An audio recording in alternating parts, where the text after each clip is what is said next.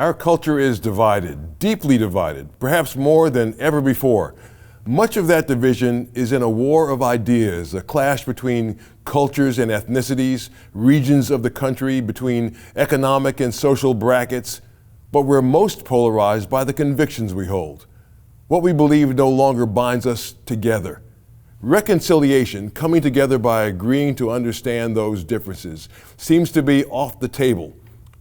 But what if there was a way, a secret forgotten tool, if you will, allowing us to reach across the gap without compromising the essence of belief? That's a question a California college president put to the test with some surprising results. I'm Joe Watkins, an experiment in kindness. That's next on State of Independence.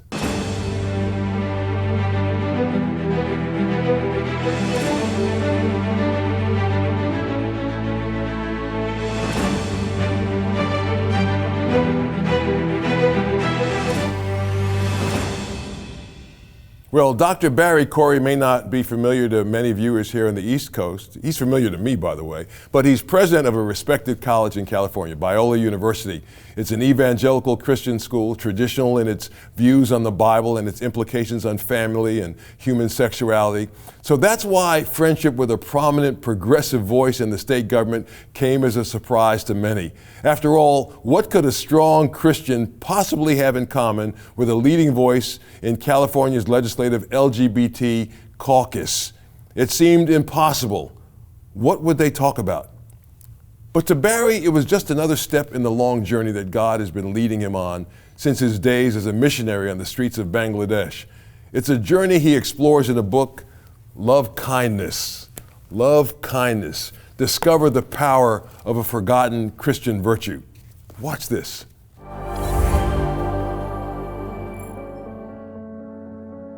What if Christians loved kindness more than we loved winning culture wars? What if we love kindness even with people who oppose our beliefs? What if we love kindness because that's what Jesus did? I wrote Love Kindness because as a university president here at Biola University, I care about how the rising generation lives out the way of Jesus in an increasingly polarized and mean-spirited culture. I'm just now beginning to grasp how uncommon kindness really is in today's culture. Christians are too often starting with unkindness, when our response should be to live out the words in Micah 6:8, to do justice and to love kindness and to walk humbly with your God. But the good news is that kindness can be contagious, far more than mere niceness. Kindness is radical, sacrificial, it's subversive. Kindness can change the world. Kindness is a dimension of God's common grace. It's a virtue rooted in Scripture. It's founded on Christian theology, and it's tested over millennia by followers of Jesus. Venturing into the way of kindness, it's hard. It's countercultural. It's risky. But we need kindness more than ever. Will you join me in discovering the power of a forgotten Christian virtue?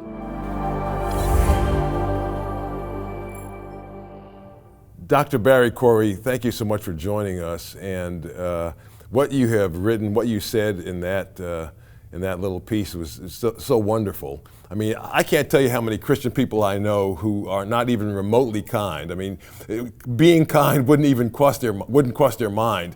And I know there are people watching now saying, well, you know, I believe in God's word, I follow the word, I pray on a regular basis, I go to church. You know, what is all this about kindness? So what do you mean if you were, as you are, talking to people, maybe even folks who consider themselves believers, what would you have to say to them about kindness and the root of kindness?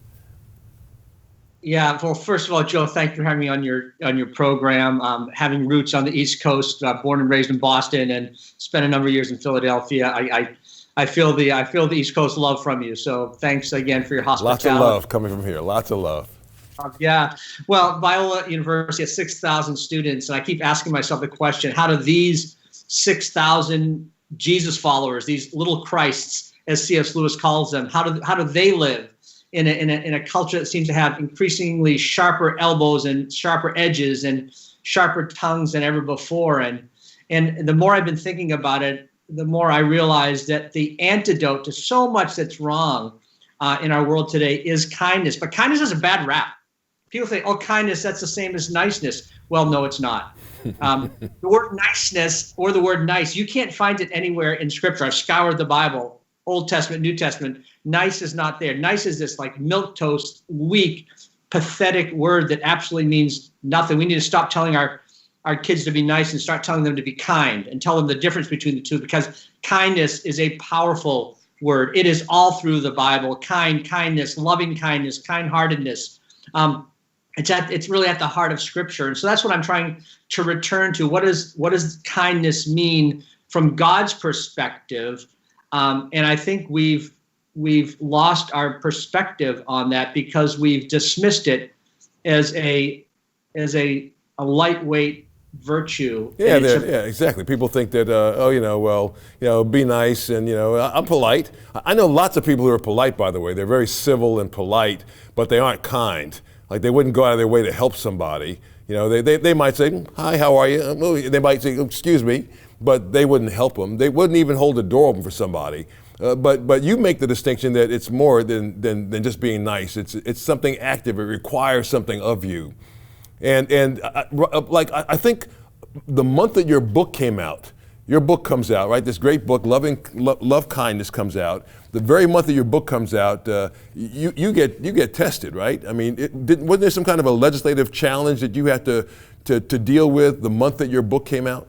Yeah, right around that time, I've been writing about kindness and thinking about it, and I've just a little backdrop. I've used this language. It sounds like a bumper sticker, Joe, but it's. I talk about firm center, soft edges. Right. Firm center means like we have convictions as a people. We believe in what God said is true, and we believe in virtues, and we have a moral compass, and we know right and we know wrong, and there's a core to who we are. And so we don't give up on that, but we don't lead with hard edges. We can lead with hospitality and humility and listening while wanting to learn rather than listening while waiting to respond. So there's that whole idea of firm center, soft edges. It's not either or, it's both and. And so that's been my approach. That's what I've been encouraging these Biola University students to live into. And sure enough, the book comes out right around the time some new legislation was being introduced in the state of California, sponsored by some members of the LGBT caucus, which basically had Christian higher education in their sights.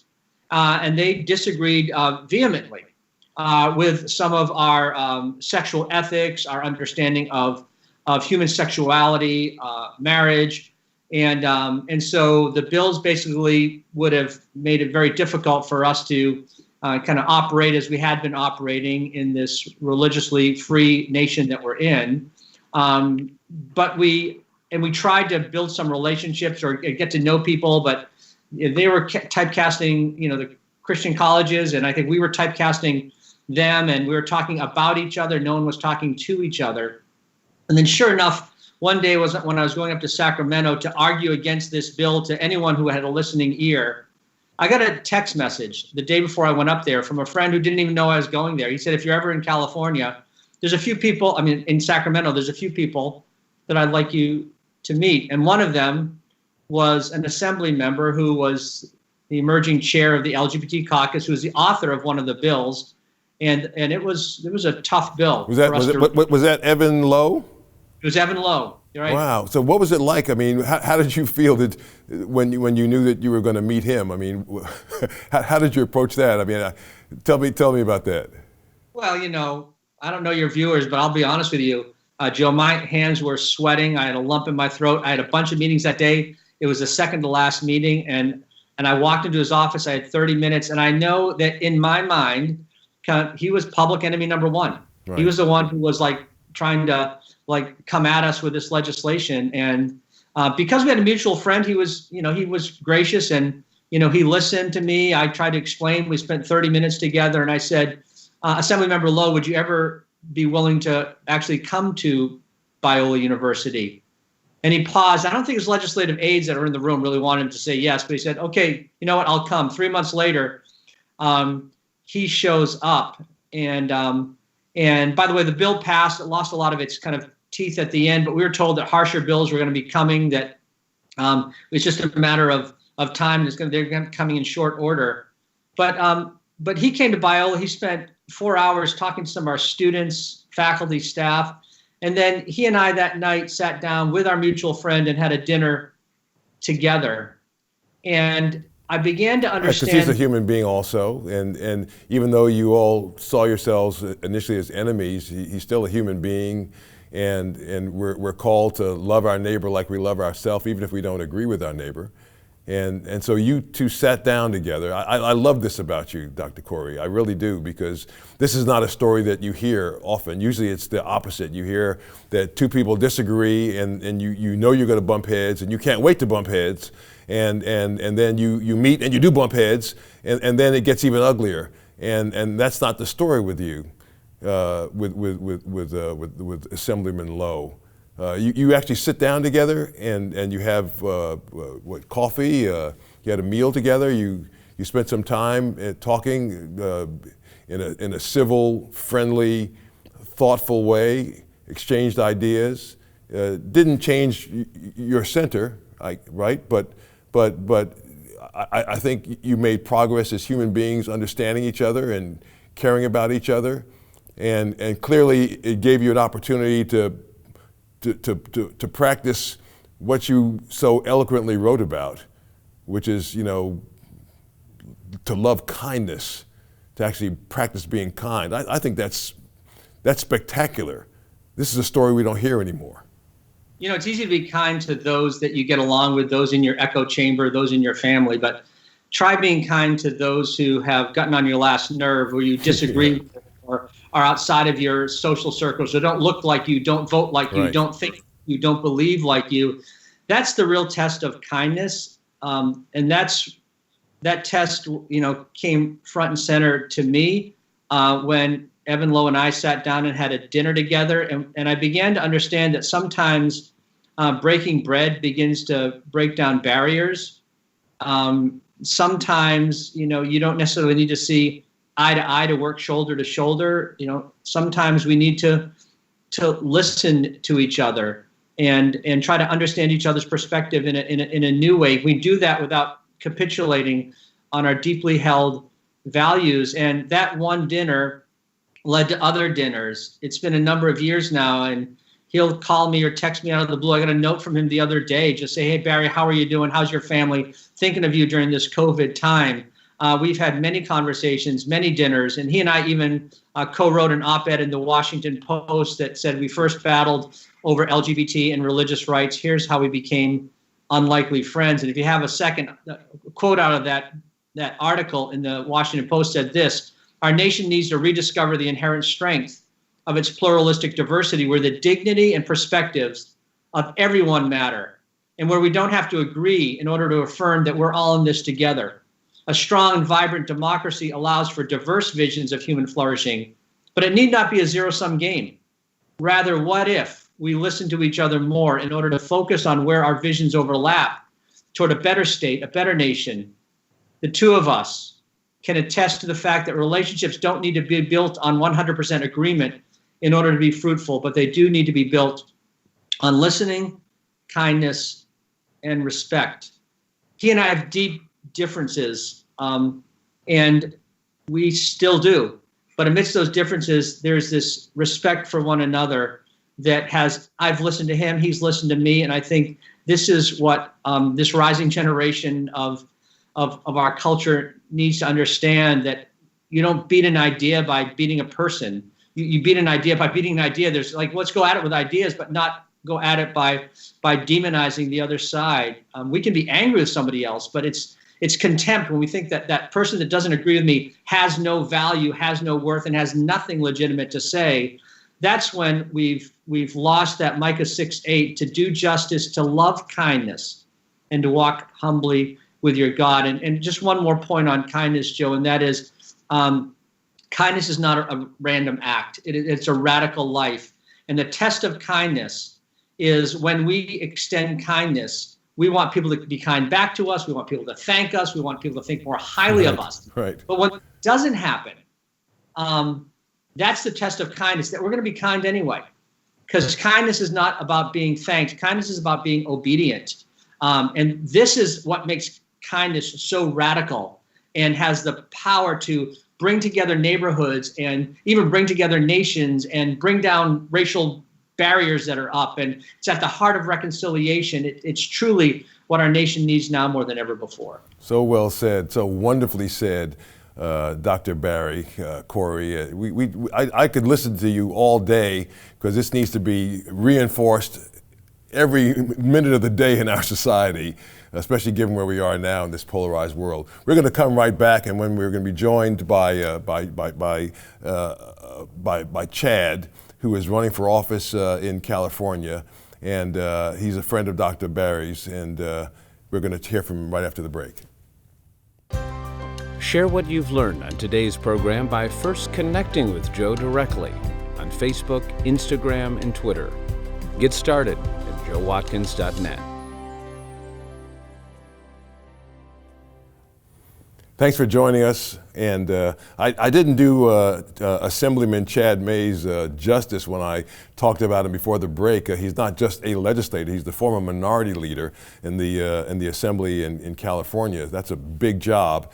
And he has a wonderful background, actually born in Pennsylvania before he moved to California some years ago. So he's a native Pennsylvanian, but we're just so delighted to have him on the show today. And let me tell you a little bit about him so that you know how he and Dr. Corey got to know each other.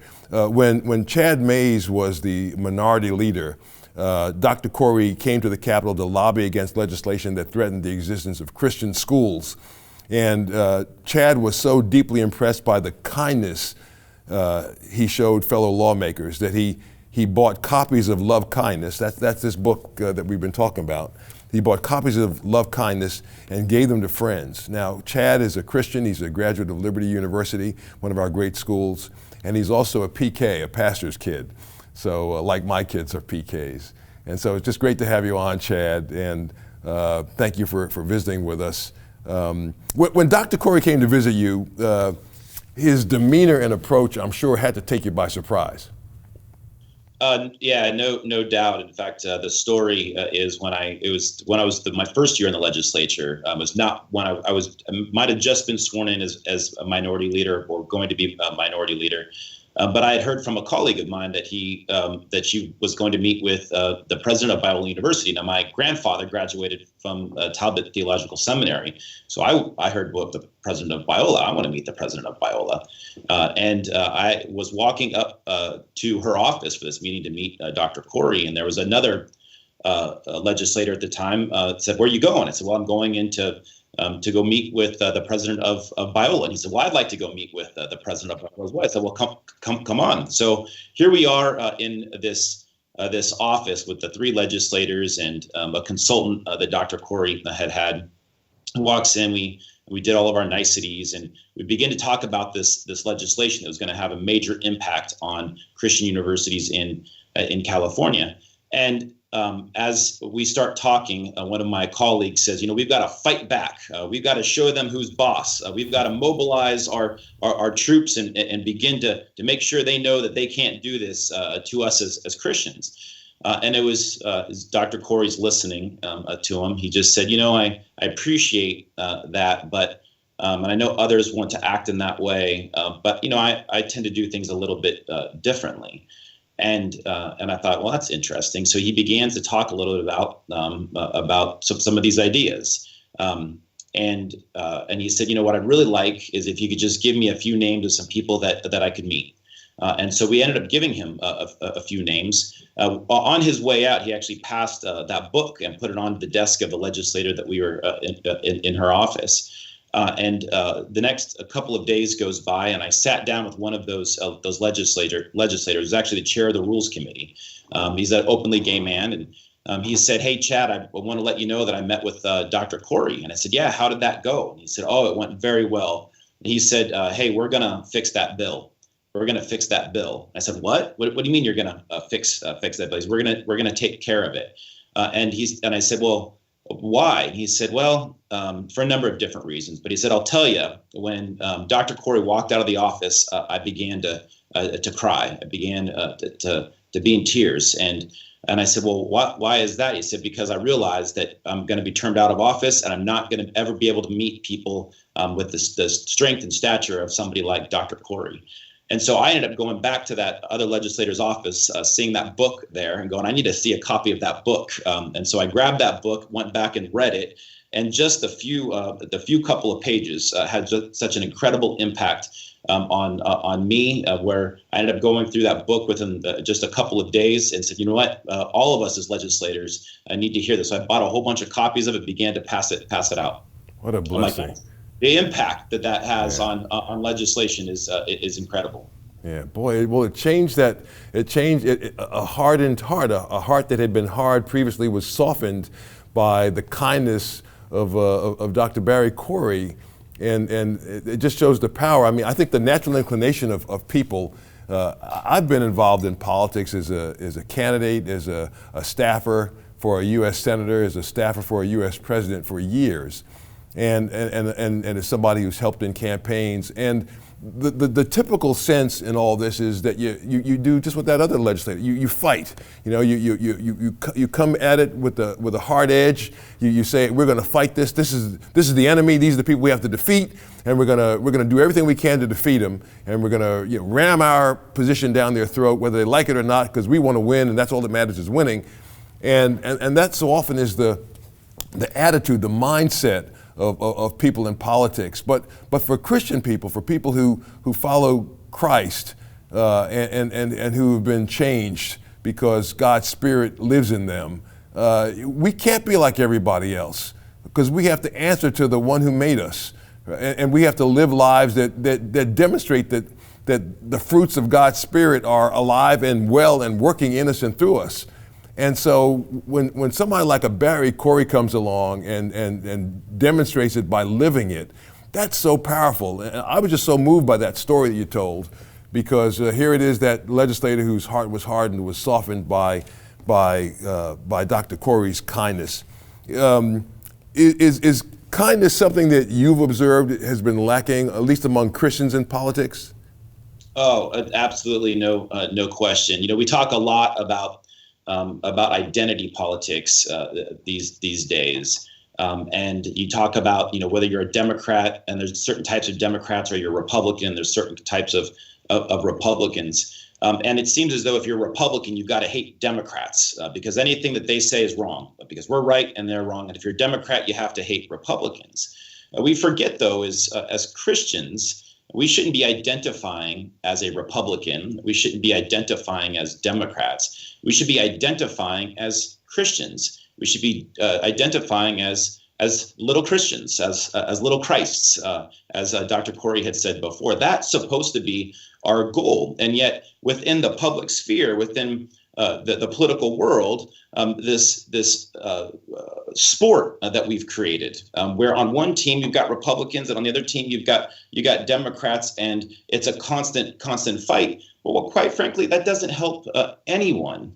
And if you can put down your swords, or you get off the field and you can begin to have some conversations with one another, you'll find then that there's a lot of commonality, there's a lot of common ground. And if you think to yourself that the job of an elected official is to try to make people's lives better, then all of us are going to be better. But we've created in this democracy of ours, we've created this us versus them, this right versus wrong, this black versus white, or white versus black, whatever that might be. And quite frankly, what we should be thinking to ourselves is, how do we all make this democracy that we're in, how do we make this a better place for all of us to thrive?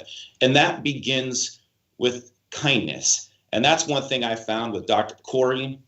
Dr. Corey showed kindness. And of course, Dr. Corey is a believer. He showed kindness. Interestingly enough, my colleague, Evan Lowe, is not a believer, but he also has shown kindness. And it's interesting when you see the two of them begin this friendship that they've had. It started off with this powerful tool, kindness. What a blessing, what a blessing. Well, those words are wonderfully spoken, and certainly an excellent example to all of us and to people who are in politics currently as to how we ought to conduct ourselves. What a blessing, what leadership on your part. We want to thank Dr. Corey, and we want to thank Assemblyman Chad Mayes for being a part of our program today. And in a moment, we'll be right back with a wrap-up.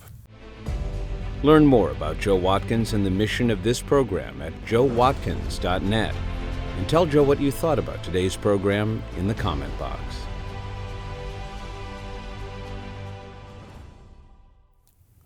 What a blessing to hear from Dr. Barry Corey and also from Assemblyman Chad Mayes, and to hear their stories and to see how kindness has impacted their lives and their interaction with legislators. Just an amazing story. Here to talk more about that with me is my friend, of course, and our great producer, Jeff Coleman. Well, this is an amazing show for a lot of reasons, but I think as I was hearing this interaction sitting there in the control room between Dr. Corey and Chad Mayes and you, the question is always, have we encountered somebody like that? Have we, and you along the way had met a lot of people, and one of those people that impacted your life tremendously was Chuck Colson. Yeah. I'd read his book and was so moved by it. Born Again. Yeah. And then Bill and Gloria Gaither invited my wife and I to have dinner at their place with Chuck Colson, which was a huge honor. And Bill and Gloria Gaither are just the kindest people, they're wonderful, sweet Christian people. Sure. And we had a great time with Chuck Colson. Did he tell White House stories? He did. I hadn't gotten to the White House yet. I was working for a U.S. Senator at the time, for Dan Quayle. And I had been to the White House and had some friends on the Reagan White House staff, but Chuck Colson told me about what it was like to work in the White House for Richard Nixon. What did he tell you that you remembered to take with you to the White House? I know not all of his tricks being born again. He told me to walk circumspectly, and that was very, very good advice. Very, very good advice, and to be humble. There was another White House guy that told me. He said, just remember that this is only for a season. Yeah, and you've said that a lot. I've heard you say that a lot, and almost about all the seasons of your pretty remarkable, blessed life. Emily Colson, Chuck Colson's daughter, tweeted something. We're going to put it up on the screen. From August, here's what she wrote. Emily, of course, is the daughter of now the late Chuck Colson, who founded Prison Fellowship Ministries. But she wrote, August 12, 1973, my dad, Chuck, gave his life to Christ. It was a night much like tonight, with heat hanging in the air and pressure rising beyond what anyone could stand. There was no sense of what the future would bring, no clear path forward. Sound familiar? Yeah. 47 years ago, it was Watergate. Today, the challenges are even greater. And then I'll skip down. She says, the world is broken. The evidence is mounting. God had a rescue plan. He sent his son Jesus right into the mess, right into the hate and the division and sickness and suffering, right into scandals and politics and Watergate. And there's this picture on the screen of Chuck Colson leaning down, looking into a prison cell, which is what we're called to do. And we often don't do it. And Dr. Corey reminded us in a big way, that's the way it's got to be. Absolutely. We're supposed to love kindness, and Chuck Colson was just that. He was a kind man, and his life changed when he accepted Christ. And marvelous example to the rest of us. Indeed. Yeah. I'm glad we had this show today. Absolutely, me too. I hope and pray that it blesses everybody that was watching. Hope it changes them. Hope it makes you believe that it's important to love kindness. You can't do any better if you love Christ. God bless you. Join us again next time on State of Independence.